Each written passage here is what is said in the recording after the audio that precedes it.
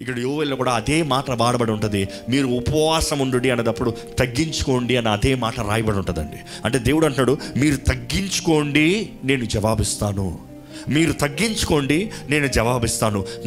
నేను నాది అనే గర్వము కాకుండా మీరు తగ్గించుకోండి, నేను జవాబిస్తాను. సో నేను ఎప్పుడు అంటాను ఏంటంటే, ఉపవాసం అంటాం బట్టి దేవుని బలం అధికమవుతాం కాదు, కానీ ఉపవాసం మనల్ని దేవుని వైపు దృష్టిని ఉంచేలాగా చేస్తుందండి. It is to focus our selves on God. It is to magnify God and humble our selves. ఎందుకంటే ఈ లోకంలో మనకు అన్ని మ్యాగ్నిఫై అంటే నాది, నాకేమొస్తుంది, నాకేం డబ్బు వస్తుంది, నాకేం తిండి ఉంటుంది, నాకేమొస్తుంది, అంతా నా ఉంది.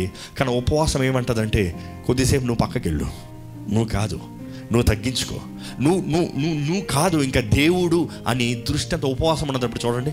అన్నం తినకూడదు, ఆకలేస్తుంది, నోరు మూసుకో, ఏదైనా సరే ప్రార్థన చేయి. దేవుని వైపు దృష్టిని పెడుతుంది. దేవుడు అంటున్నాడు, మిమ్మల్ని మీరు తగ్గించుకోండి, నా కృపను పొందుకోండి. దేవుని వాక్యం ఈ మాట రాయబడి ఉంటుంది. పేతురు రాసిన మొదటి పత్రిక 5వ అధ్యాయము 5-6 వచనాలు చూస్తే, 1 Peter chapter 5 verse 5 and 6.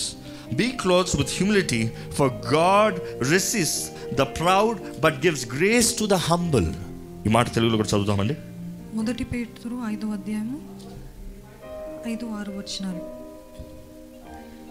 దేవుడు తగిన సమయమునందు మిమ్మల్ని హెచ్చించినట్లు ఆయన బలిష్టమైన చేతి క్రింద దీన మనస్కులై ఉండుడి.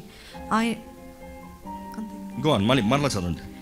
దేవుడు తగిన సమయమందు మిమ్మల్ని హెచ్చించినట్లు ఆయన బలిష్టమైన చేతి క్రింద దీన మనస్కులై ఉండుడి. తగ్గించుకోవాలి. నిజంగా తగ్గింపు మన కుటుంబంలో కనబడాలండి. తగ్గింపు మన జీవితంలో కనబడాలండి. దేవుడు తగ్గించిన వారికి ఆయన కృపను అనుగ్రహిస్తాడండి. ఆయన కృప మాత్రమే ఈ సమయంలో కార్యాన్ని చేయగలిగిన శక్తి కలిగి ఉంది. ఇది కేవలం దేవుని కృపను బట్టే ఈ అంధకారం నుంచి బయటకు వస్తానికి మార్గం ఉందండి. దేవుని వాక్యంలో చూస్తాము, తగ్గించుకుంటే దేవుడి కార్యాన్ని జరిగిస్తానికి అనుమతిస్తున్నట్టు. తగ్గించుకుంటాం, నేను కాదు నీవయ్యా అనుకుంటానండి. నాకైతే ఒక ఉదాహరణ చెప్పాలంటే, నా కుమారుడు, వాడి కారులో బ్యాటరీ అయిపోయింది. వాడు గేమ్ ఆడతా బ్యాటరీ అయిపోయిన తర్వాత అది ఏదో ట్రై చేస్తాను కాదని ఇదని వేసుకుంటాడు, కిందకి వేసుకుంటాడు, అది ఇది ప్రయత్నం చేశాడు. కొట్టే కొలితే కారు పాడైపోతుంది. దాన్ని బయటికి తీసి పీకుతున్నాడు, బ్యాటరీ సగం పీకాడు, సగం లోపల పెట్టింది కూడా తప్పుగా పెట్టాడు. అన్నీ ట్రై చేసి చివరికి ఏం చేశాడంటే, తీసుకొచ్చి డాడీ ఈ కార్ ఫిక్స్ చేయవా అన్నాడు. నేను చేసిందంటే ఏం లేదంటే, లాట్కి పెట్టి చూశాను, బ్యాటరీలు తప్పుగా పెట్టున్నాయి, బ్యాటరీ అయిపోయిందని అర్థమైంది. కొత్త బ్యాటరీలు తీసి దాంట్లోకి వేసి కార్ చేతిలోకి ఇచ్చాను. దేవుడు కూడా మన స్థితిని ఎలాగ పరిష్కరించాలో ఆయనకి తెలుసండి.